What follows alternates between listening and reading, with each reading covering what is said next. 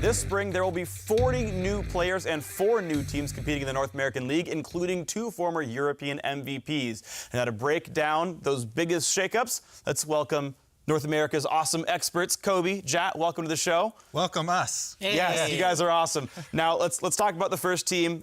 North America's own Exodia, TSM coming together. They kept Bjergsen. They brought together some of the best talents from across the world. Yellow Star, one of the best sports in the world. Doublelift, one of the best AD carriers in North America. The rest of the roster. MVPs from yeah, all they're over the just world. collecting amazing players. So tell me, is this going to work out, TSM, with 2 big carries in the roster now? Yeah, I mean, that is kind of the big question. You always see teams where they try and put together a lot of star power and they're not exactly sure if they can work with sharing all the gold and, where does it go. I actually don't think that's going to be too big of a problem, but look at these numbers that we do have from last season. Yeah, I think the stars they have put on the team are definitely capable of being the best team in North America, maybe the best team North America has ever had, but it's definitely not a certainty because every single member of this TSM team is playing with 4 new teammates and a new coach. Literally everything changed for these guys. So we've seen super teams in the past have slow starts. That could be what happens to TSM in this split. Yeah, I think the biggest thing that it's going to depend on is Yellow Stars taking over the shot calling role, kind of relieving Bjergsen of that burden. How well is he going to work with the rest of the team? Can they get that, communication going both ways? And is it really going to open up Bjergsen to actually unleash his full potential as a solo mid laner? And how are the egos going to work, right? All of these guys are used to being the alphas on their team. Even if they weren't the shot caller, they always got their way in arguments. Now they have 3 people all in one half of the map that have to share that duty. All right, so a lot of stars here. We'll see if that can work out with MVP Yellow Star. Of course, you've got more MVPs and more members of Fnatic. Of course, you've got Immortals here, Hootie and Rainover coming over. But alongside Pobelter, Adrian, Wild Turtle, like some very good players in this one. It's another... I'm trying to think of something that's not Exodia, but something like this. Maybe Megatron coming together.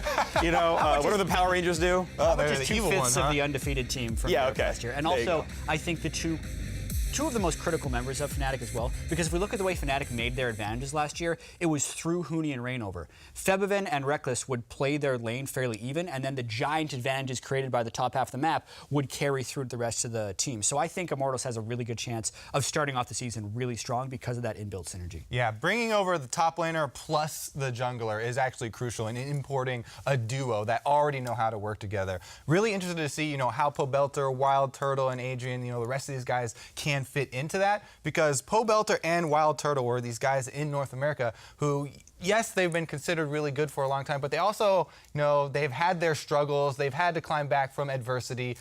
They've always had a really good attitude, though. So we'll see how they do on a new team. Yeah, you talk about the bottom lane of former TIP as well. Good at playing passive. Adrian kind of chill there, wait for his top lane to do stuff. Final thing I want to talk to you about is energy here. The big all-star pickup is GBM coming over from Korea, an incredibly strong mid laner in his own right, and it's another team just bringing people together, hoping that it works out. Yeah, I'm looking forward to seeing GBM first off because he has been as under the radar as you can be for a really good mid laner. Because when people don't follow the LCK, some people don't follow the LCK. You have Faker and Izuhun kind of in that first tier of Korean mid laners. Then maybe you had Coco right below that. But the next tier is GBM, along in the Nagne Kuro tier. And when he transfers that over to North America, it gets really exciting. Yeah, and the other thing is that he's definitely a hype mid laner for team fights, and I think he does fit into this lineup really well because he's used to working with one of the sort of smaller end of the gold share spectrums for his team. So that frees up a lot of money to be funneled into Altec. And Altec is one of the guys who has been able to carry teams. When he's the focus of the team and they funnel a lot of resources into him, he does perform really well. Yeah. Also, then we add Impact onto that in the top lane, and he's already had success in North America. He'll also be able to help Gank by Mom, I think, ease him into the situation. Yeah. How strong are those solo lanes going to be? Because if those solo lanes perform incredibly strongly, then the less experienced members of the team like Moon can be in situations to succeed. I think that is the big wild card here. Yeah. Moon, especially, he's coming from the challenger scene. He did have success in the challenger scene, but he is definitely the fresh face on this team. Well, yeah, the mix of imports, experienced talent as well as new guys is going to be a really interesting roster to watch for. Guys, thank you very much. We'll see you on Saturday for the NALCS. Looking forward to it.